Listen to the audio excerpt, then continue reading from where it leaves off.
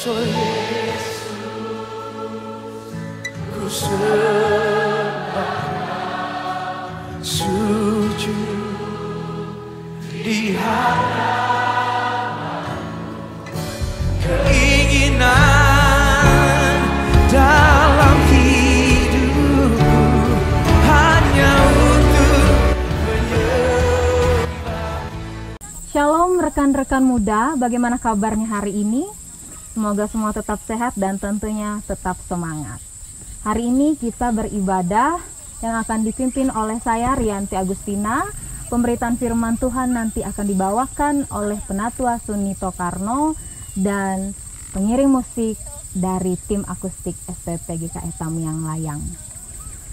Hari ini kita boleh bersukacita meskipun sukacita kita saat ini dibungkus dalam sebuah keterbatasan. Kita menyapa tanpa saling berbicara, kita menatap tanpa saling bertemu. Namun biarlah kita mengingat kembali bahwa ada seorang pribadi yang memberikan sukacita yang luar biasa yang dibungkus melalui pengorbanan. Siapa ia? Tentunya kita tahu. Ia adalah Yesus Kristus yang rela mati di kayu salib untuk menebus dosa kita dan memberi keselamatan bagi kita.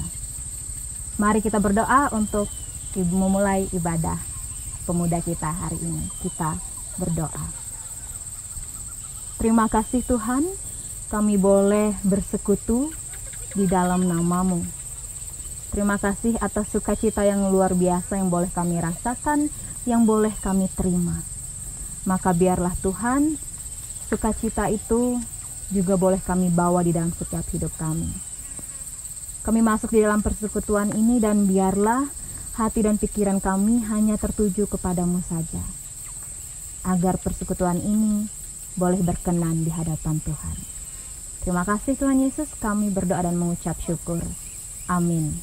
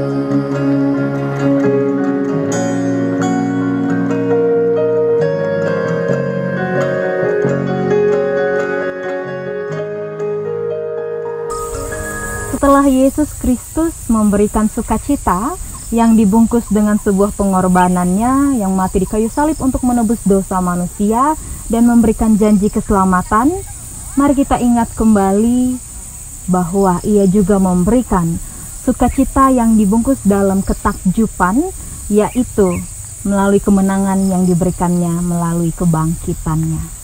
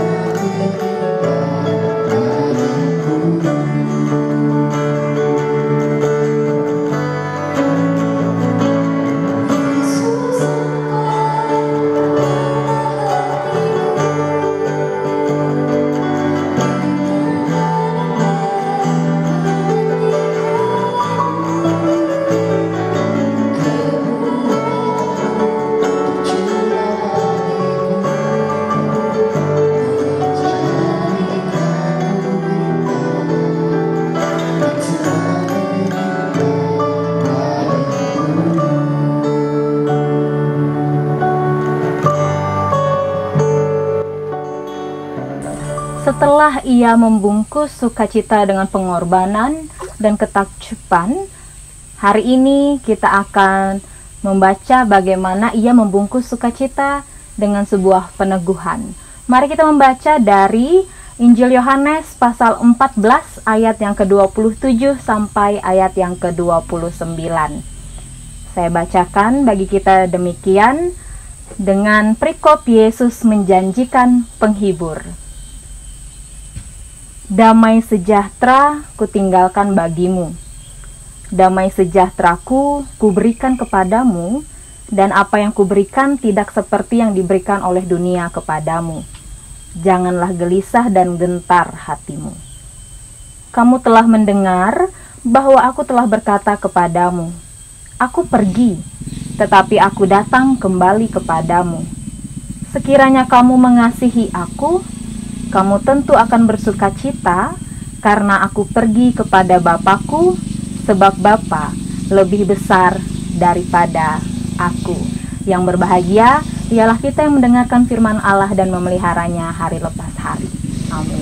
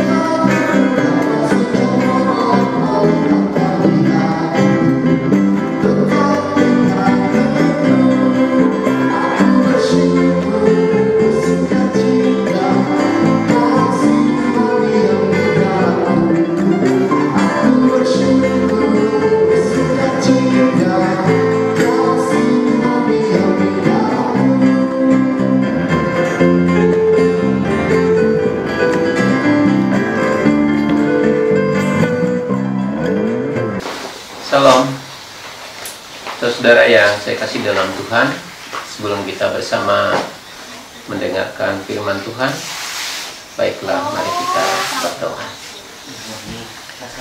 Bapa dalam kerajaan surga, kemuliaan, syukur, dan hormat kepada Tuhan.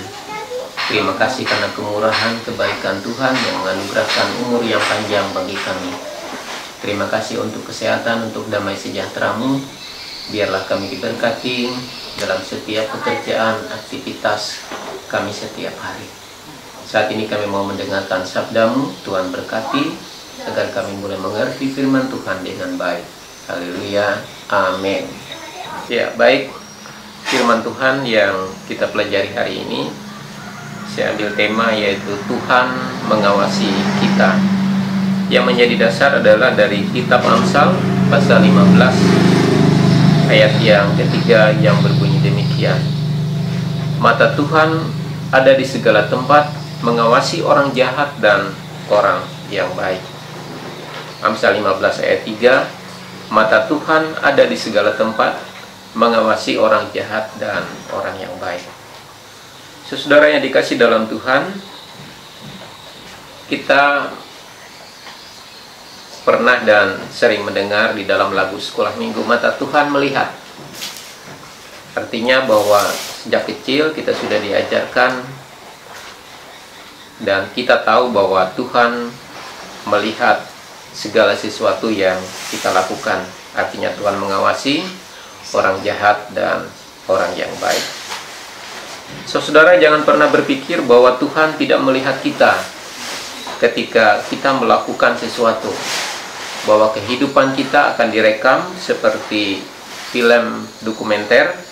Dari sejak kita kecil, kita remaja, kita dewasa, kita tua, segala sesuatu tak satu pun akan terlewatkan dan itu akan direkam seperti rekaman CCTV dari Allah tentang kehidupan kita. Hal ini terbukti dari kitab Lukas pasal 2. Kitab Lukas pasal 12 ayat yang kedua berbunyi demikian. Tidak ada sesuatu pun yang tertutup yang tidak akan dibuka, dan tidak ada sesuatu pun yang tersembunyi yang tidak akan diketahui. Karena itu jangan pernah berpikir bahwa ketika kita melakukan sesuatu yang di tempat yang gelap bahwa Allah tidak tahu. Kita jangan pernah berpikir bahwa ketika kita melakukan sesuatu dengan tidak ada orang yang melihat bahwa Allah tidak akan tahu. Kita mencederai, kita melukai perasaan orang lain, kita berpikir bahwa Allah juga tidak akan tahu. Kita jangan berpikir juga bahwa ketika kita menggosipi seseorang, kita melakukan penipuan, korupsi, kita melakukan kebohongan terhadap sesama, kemudian melakukan tipu muslihat tanpa dilihat oleh orang lain, lalu kita menganggap bahwa Allah tidak akan pernah tahu akan hal itu. Saudara yang dikasih dalam Tuhan, bahwa tidak ada sesuatu pun yang tertutup yang tidak akan dibuka, dan tidak ada sesuatu yang tersembunyi yang tidak akan diketahui oleh Allah. Tuhan tahu akan hati kita.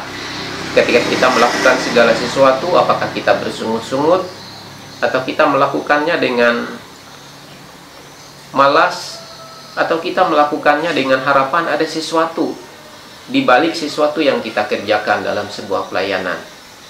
Atau ketika kita melakukan pelayanan ada sesuatu yang kita harapkan yang sifatnya menguntungkan diri kita dari sebuah pekerjaan itu. Tuhan tahu hati kita. Apakah kita melakukannya dengan tulus, dengan malas, atau dengan bersungut-sungut. Dalam Kolose 3 ayat 23, apapun juga yang kamu perbuat, perbuatlah dengan segenap hatimu seperti untuk Tuhan. Saudara yang dikasih dalam Tuhan, karena mata Tuhan ada di mana-mana mengawasi kita, mengawasi orang baik dan orang yang jahat, maka kita harus bisa melakukan 3 hal. Yang pertama adalah kita harus hidup kudus dan hidup suci di hadapan Tuhan. Daud adalah contoh di mana ketika dia mengambil istri Uria, dia menganggap bahwa Tuhan tidak pernah tahu, Tuhan tidak pernah melihat.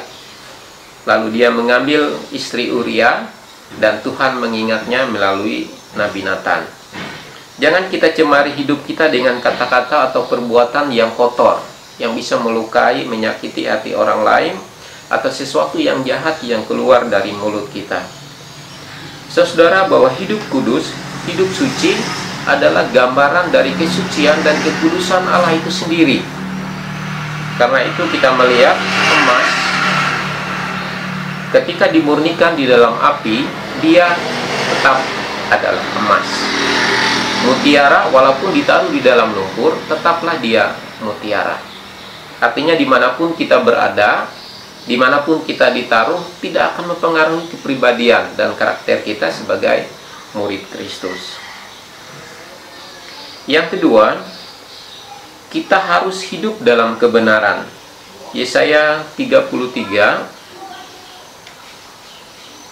ayat yang ke-15. Orang yang hidup dalam kebenaran, yang berbicara dengan jujur, yang menolak untung hasil pemerasan, yang mengebaskan tangannya supaya jangan menerima suap, yang menutup telinganya supaya jangan mendengar rencana penumpahan darah, yang menutup matanya supaya jangan melihat kejahatan. Orang yang hidup dalam kebenaran, yang berbicara dengan jujur, yang menolak untung hasil pemerasan. Jadi yang kedua ini adalah kita harus hidup dalam kebenaran. Sekali lagi, walaupun kita berada di tengah-tengah orang yang tidak percaya, di tengah-tengah orang yang tidak seide dengan kita, di tengah orang-orang yang mungkin tidak menyukai keberadaan dan kehadiran kita, kita harus tetap menunjukkan ciri khas, karakter, dan kepribadian kita sebagai murid Kristus. Contoh dari perkara ini adalah kehidupan Nuh, di mana pada saat itu orang-orang tidak percaya kepada Allah dan banyak melakukan hal-hal yang tidak berkenan di hadapan Tuhan, tetapi Nuh setia dan mau mendengarkan akan perkataan Tuhan, walaupun itu dipandang mustahil, walaupun dikatakan bahwa dia orang gila, orang yang tidak waras, melakukan sesuatu yang aneh, membuat kapal besar di atas gunung, dan itu adalah sesuatu yang sangat lucu. Tetapi Nuh mau melakukannya karena atas perintah Tuhan. Lot juga hidup di tengah bangsa yang tidak mengenal Tuhan. Orang-orang yang melakukan kejahatan, ketidakbaikan, dan hal-hal yang buruk dan jahat dilakukan. Tapi Lot adalah orang yang setia dan patuh mendengarkan akan firman Tuhan. Yunus di tengah kota Niniwe yang sangat besar juga tinggal di antara bangsa yang tidak mengenal Allah. Orang yang melakukan banyak kejahatan, kemunafikan, seks bebas di sana, tetapi Yunus tetap setia dan melakukan sabda Tuhan dengan baik. Contoh yang lain adalah Daniel, Sadrah, Mesah, dan Abednego. Walaupun diperintahkan oleh raja ketika ada orang yang mau beribadah, berdoa kepada Allah selain daripada Raja Nebukadnezar, maka dia akan dibunuh. Tetapi karakter dari Daniel, Sadrah, Mesah sebagai orang yang percaya kepada Allahnya Israel, dia tetap beribadah, dia tetap berdoa dari jendela rumahnya sebanyak 3 kali dalam satu hari. Sekali lagi, mutiara di dalam lumpur tetaplah mutiara. Saudara yang kasih dalam Tuhan, yang ketiga adalah kita harus melakukan yang terbaik bagi Tuhan. Di dalam Keluaran pasal 3 ayat yang Keluaran pasal 34 ayat yang ke-26, yang terbaik dari buah bungaran tanahmu haruslah kau bawa ke rumah Tuhan. Itu perintah Tuhan. Tuhan tidak minta yang baik, tetapi dia minta yang terbaik. Artinya kalau kita bekerja, kita melakukan segala sesuatu, kita mempersembahkan sesuatu, bukan mempersembahkan yang baik, tetapi mempersembahkan yang terbaik dari apa yang kita miliki. Bilangan 18 ayat 12, segala yang terbaik dari minyak dan segala yang terbaik dari anggur kepunyaanmu. Nah, Tuhan selalu meminta yang terbaik, karena Allah juga adalah yang terbaik bagi hidup kita. Dalam Imamat pasal 2 ayat 1, persembahkanlah dari tepung terbaik. Allah berbicara banyak hal tentang bahwa persembahan itu juga harus diberikan yang terbaik. Dalam Amsal dikatakan, berikanlah persembahan dari hasil pertama dari segala penghasilanmu. Saudara yang dikasihi oleh Tuhan,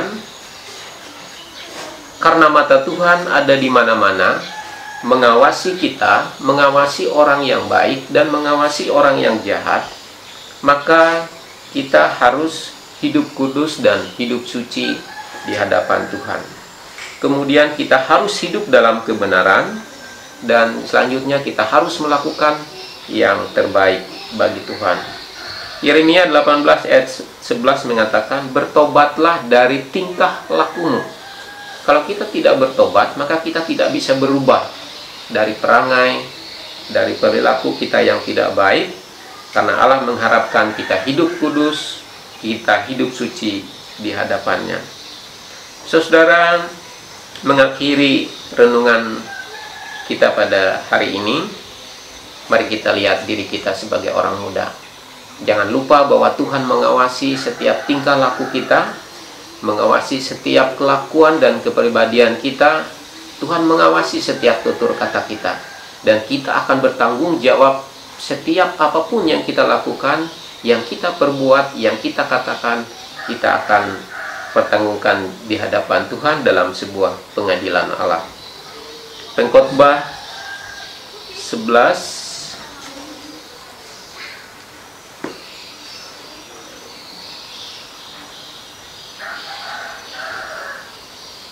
tentang nasihat bagaimana orang muda supaya berhati-hati dalam kemudaannya.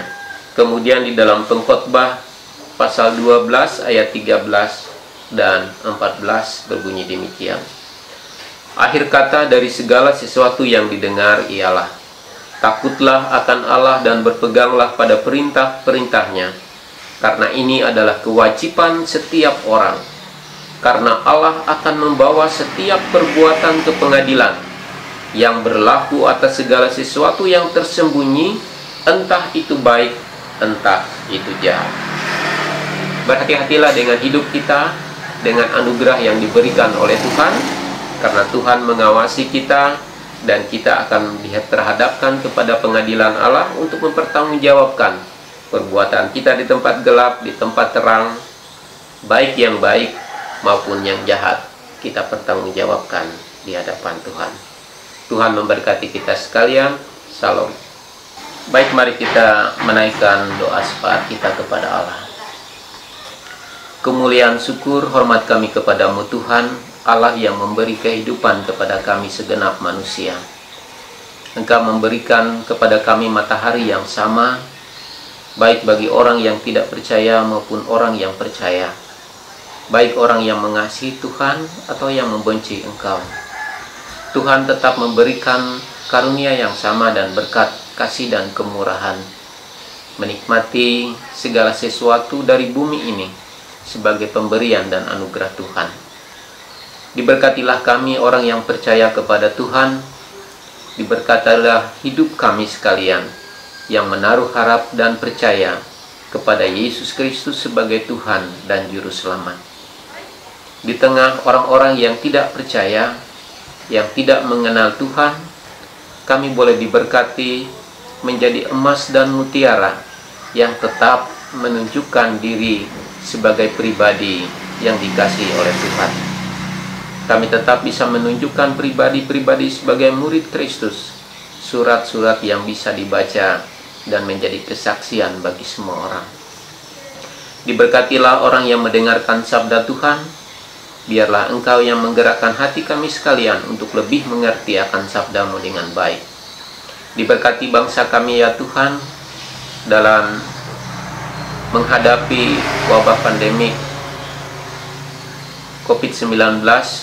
Biarlah bangsa ini boleh diberikan hikmat oleh Tuhan, dapat menangani dengan baik. Demikian kami sebagai warga negara boleh mematuhi setiap anjuran pemerintah untuk tetap bisa berdiam diri di rumah, melakukan banyak hal dari rumah kami. Bapa, berkati kami di dalam rumah kami bisa memanfaatkan waktu dengan baik, berkumpul dengan keluarga, memberikan kasih sayang kepada anak, istri, suami, dapat berdoa bersama-sama kepada Allah, dan dapat melakukan banyak hal dengan baik. Bapa, berkati kami, walaupun dari rumah kami bisa memberikan kesaksian yang baik bagi dunia ini.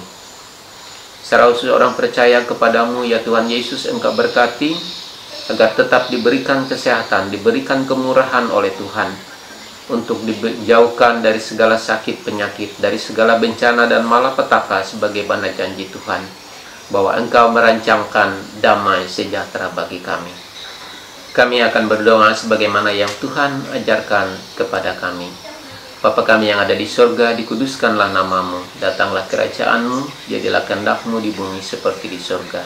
Berikanlah kami pada hari ini makanan kami yang secukupnya, dan ampunilah kami, seperti kami juga mengampuni orang yang bersalah kepada kami. Janganlah membawa kami ke dalam pencobaan, tetapi lepaskanlah kami daripada yang jahat. Karena Engkaulah empunya kerajaan, kuasa, dan kemuliaan sampai selama-lamanya. Amin. Kita bersukacita karena boleh dikuatkan dengan firman Tuhan yang telah disampaikan tadi, dan doa syafaat yang boleh kita doakan bersama-sama. Dan hari ini, saat ini juga kita akan bersama bersukacita kembali karena Tuhan telah memberikan segalanya bagi kita. Ia telah menyediakan semuanya bagi kita sekalian, dan patutlah kita mengucap syukur dengan memberikan persembahan syukur. Seiring itu juga berikanlah dirimu untuk menjadi berkat. Sebelum kita bersama mempersembahkan syukur, dengarkanlah firman Tuhan yang diambil dari Kisah Para Rasul pasal 20 ayat 35. Dalam segala sesuatu telah kuberikan contoh kepada kamu, bahwa dengan bekerja demikian kita harus membantu orang-orang yang lemah dan harus mengingat perkataan Tuhan Yesus. Sebab Ia sendiri telah mengatakan, adalah lebih berbahagia memberi daripada menerima. Kita berdoa untuk persembahan syukur yang akan kita kumpulkan. Terima kasih Tuhan, segala sesuatu boleh Engkau sediakan bagi kami. Dan saat ini kami juga ingin memberi bagi Tuhan. Maka biarlah kami boleh memberi dengan ketulusan hati, dengan sukacita. Begitu juga kami boleh memberikan diri kami untuk menjadi persembahan yang hidup, yang berkenan bagi Tuhan. Terima kasih Tuhan, kami berdoa dan mengucap syukur. Amin.